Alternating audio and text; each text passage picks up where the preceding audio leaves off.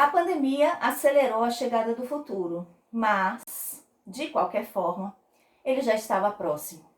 As inovações tecnológicas, a inteligência emocional, a automação, a bio-nanotecnologia, tudo isso exige novos conhecimentos.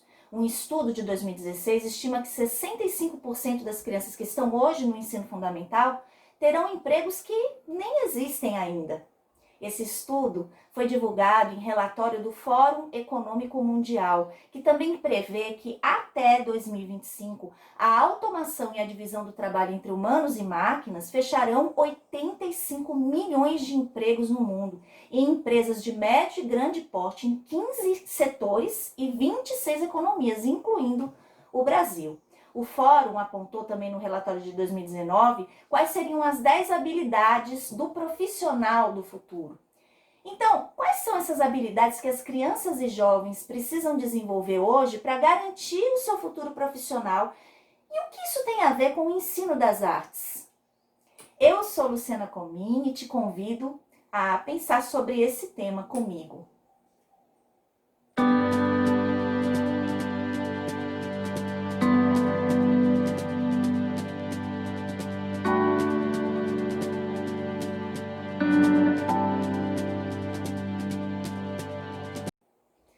Bom, antes de falar sobre as habilidades do futuro e as relações deles com os ensinos das artes, presta atenção numa informação. Em um painel sobre educação em Davos, o local onde acontece o Fórum Econômico Mundial, os participantes apontaram a desconexão entre o que as empresas precisam e o que os programas de educação, de fato, vêm trabalhando. Eles afirmam que existe um amplo consenso de que a gente precisa de grandes esforços para preparar as pessoas para os novos empregos e habilidades que são demandadas, mas ainda há poucas iniciativas efetivas para preparar essas pessoas para as habilidades futuras. Segundo os economistas participantes do fórum, agora a escola não garante que você vai aprender. Aprender não significa que você terá as habilidades para o mercado de trabalho e ter as habilidades não significa que você terá um emprego. Ou seja, hoje a rota é muito mais complexa. O ensino das artes na escola, eles, por outro lado, sempre teve um status de atividade complementar, uma matéria de importância menor. Mas se nós começarmos a pensar melhor sobre as habilidades que serão demandadas nos profissionais do futuro, tudo indica que a gente vai ter que olhar para o ensino das artes de uma maneira mas bem diferente. No fundo, as artes sempre foram essenciais, sempre foram para o desenvolvimento humano. Mas agora que as habilidades dos profissionais do futuro, que podem ser desenvolvidas através dos ensinos das artes, podem ser potencializadas através dos ensinos das artes, do exercício artístico, as artes acabam ganhando aí uma perspectiva mais utilitária, né? E nesse mundo, parece que só o que é comprovadamente útil tem valor.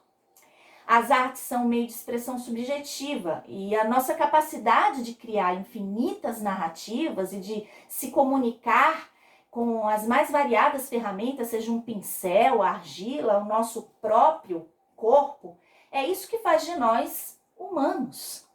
Apesar de muitos acharem que sim, nós não podemos viver sem a possibilidade de subjetivar a vida.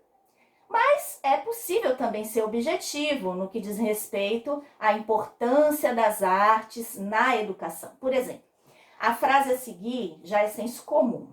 Presta atenção.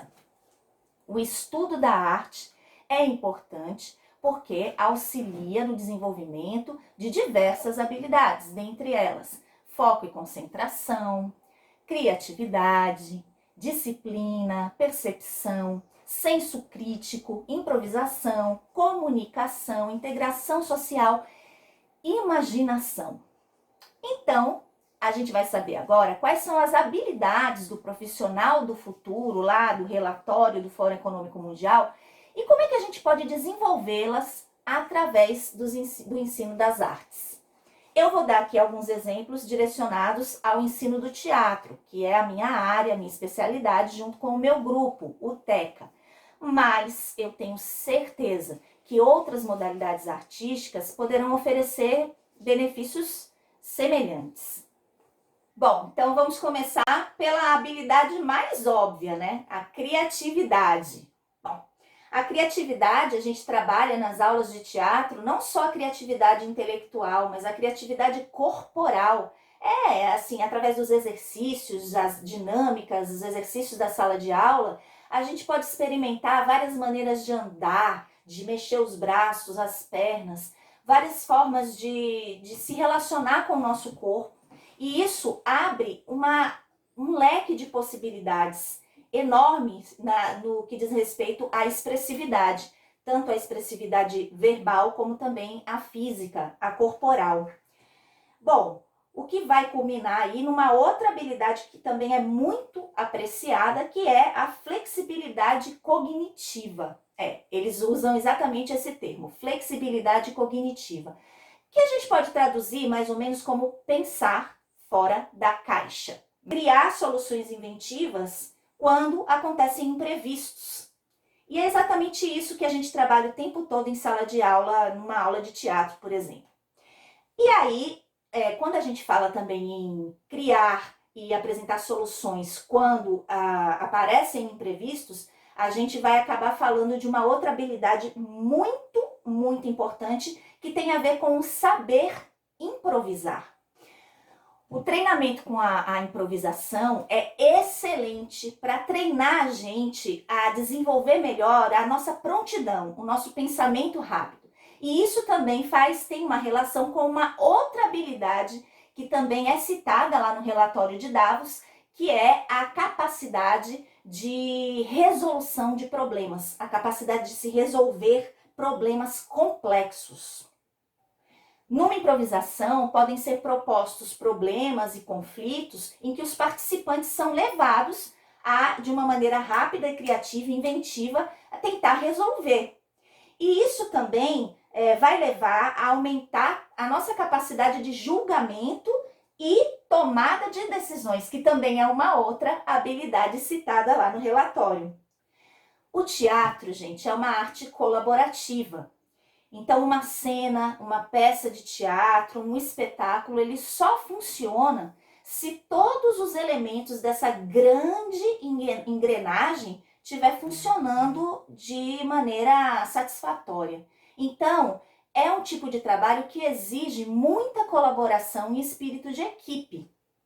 Por isso, nas aulas de teatro, a gente pode aprender bastante sobre gestão de pessoas, coordenação de equipe, negociação e orientação para servir. Todas essas são habilidades que foram citadas lá no relatório. Quando a gente fala de orientação para servir, a gente está falando de uma habilidade que está relacionada a um movimento em direção ao outro. Eles falam aqui, é uma noção de coletivo e a capacidade de identificar a necessidade do outro e do ambiente e fazer algo para suprir essa necessidade.